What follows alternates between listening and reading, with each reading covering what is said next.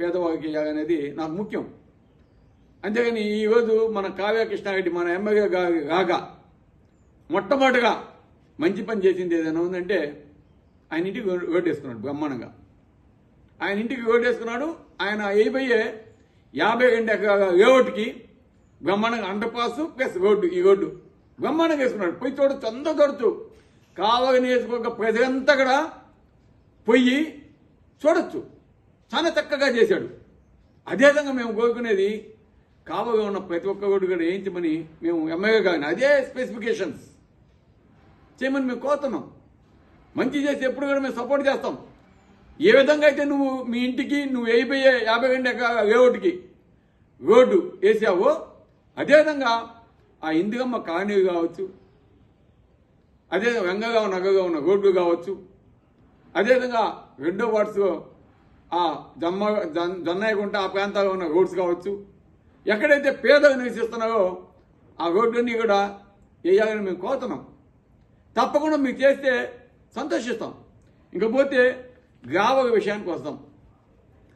నేను ఎమ్మెల్యేగా ఉండగా ప్రతి ఒక్కరికి చెప్పేది హౌసెస్ ఫ్రీ, గ్రావల్ ఎవరైనా ఎత్తుకోవచ్చు, ఎవరైనా చేసుకోవచ్చు. రోడ్స్ ఎవరైతే కాంట్రాక్టర్ చేస్తున్నారో గ్రావల్ ఎత్తుకొని పోవచ్చు, చేసుకోవచ్చు. అఫ్కోర్స్ కొంతమంది వీటితో పాటు స్వప్రయోజనాలకి గ్రావల్ తోడుకున్న మాట వాస్తవం. ఈరోజు ఇక్కడ నేను చెప్తున్నాను కావ్య కృష్ణారెడ్డికి గ్రావల్ ఎక్కడ పోదు, తోగిన గ్రావల్ లేఅవుట్స్ ఎక్కడా పోదు. వాళ్ళు ఎన్ని ఎకరాలు లేఅవుట్ వేస్తున్నారు, ఎంత గ్రావల్ తోగున్నారు, ఎంత సీనరీస్ కట్టి ఉన్నాయి, వాటి మీద ఇప్పుడు కూడా ఎంక్వైరీ చేసి ఆ సీనరీస్ అన్ని కూడా ఎవరైతే కట్టకుండా ఉంటారో వాళ్ళ చేత కట్టించు, నేను సంతోషిస్తా.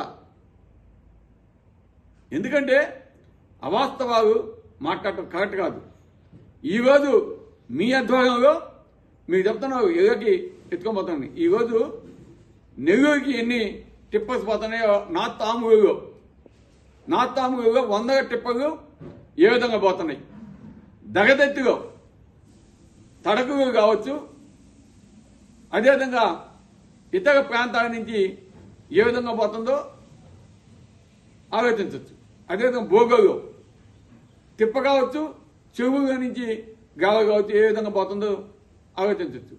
ఇంకా మీకు ప్రత్యక్షంగా కనిపించవు కాబట్టి, ఎందుకంటే మీరు చేస్తున్న అక్రమాలు మీ కంటికి కనిపించవు కాబట్టి అక్రమాలు